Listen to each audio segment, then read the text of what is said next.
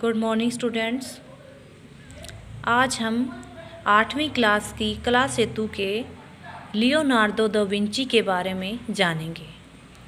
उनके जीवन का परिचय बहुत ही संक्षिप्त रूप में करेंगे, जो मैंने आपको यहाँ पे दिखाया गया है। सबसे पहले देखिए लियोनार्दो दा विंची कौन थे। लियोनार्दो दा विंची इटली वासी फ्लोरेंस के थे। लियोनार्दो दा विंची कौन थे? इटली वासी फ्लोरेंस के थे।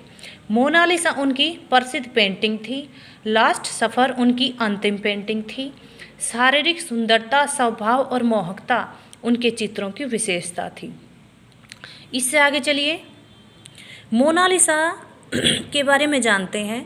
पेरिस के म्यूजियम में मोनालिसा की 1.5 इंची मुस्कान बहुत ही प्रसिद्ध पेंटिंग थी। पेरिस के म्यूजियम में मोनालिसा की 1.5 इंची मुस्कान बहुत ही प्रसिद्ध पेंटिंग थी। उसके बाद यहाँ देखिए चित्रकार, मूर्तिकार थे, वास्तुलिपि, संगीतज्ञ, कुशल यांत्रिक इंजीनियर थे तथा वैज्ञानिक भी थे। लियोनार्दो दा विंची में बहुत सारी खूबियाँ थी। उनका जो जन्म हुआ 1452 ईस्वी में हुआ, 1519 ईस्वी में उनकी मृत्यु हो गई। उसके बाद देखिए 14 वर्ष की उम्र में मूर्तियाँ उन्होंने बनाई थी।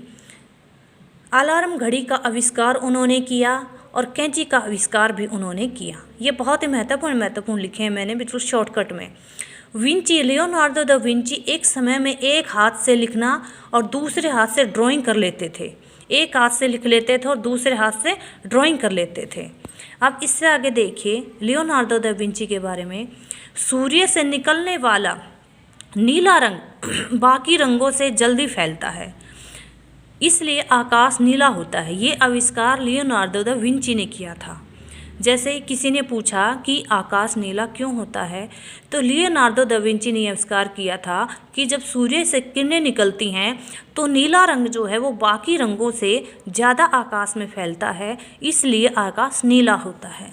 इससे आगे देखिए लियोनार्दो दा विंची आसानी से उल्टे शब्दों में लिखना जानते थे, जो शीशे में दिखाई देते हैं। जैसे हम लिखते हैं तो बहुत टफ होता है, लेकिन लियोनार्दो दा विंची बहुत अच्छी तरह आसानी से लिख पाते थे उल्टे शब्दों में।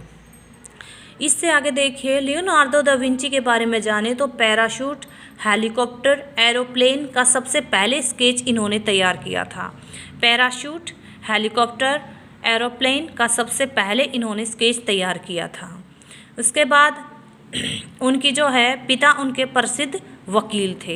ये बहुत ही महत्वपूर्ण उनके पॉइंट थे।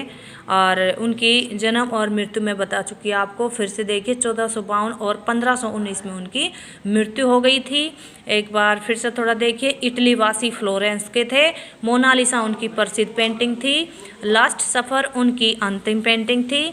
और शारीरिक सुंदरता, स्वभाव, मोहकता उनके चित्रों की विशेषता थी। तो बच्चों अभी ऐसे ही आपको भी एक ये पेंटिंग तरह से तैयार करनी है। ये उनका जीवन परिचय भी आप लिख पाओगे और ऐसे आप लिख भी पाओगे और आप याद भी कर पाओगे। अच्छे से तरीके से याद भी हो जाएगा और एक ड्राइंग भी तैयार हो जाएगी और इनका जीवन परिचय भी हो जाएगा। तो बच्चों आशा आपको समझ में आया होगा। बहुत ही संक्षिप्त परिचय है, जन्म, मृत्यु है, कहाँ के वासी थे और विशेषताएं, इनकी प्रसिद्ध पेंटिंग्स थी। और मोनालिसा तो सबको पता है, बहुत अच्छी पेंटिंग थी जो पेरिस में के म्यूजियम में है अब। तो ठीक है बच्चों, आशा है आप इसको याद करना, अच्छी तरह समझना। फिर मिलते हैं, धन्यवाद।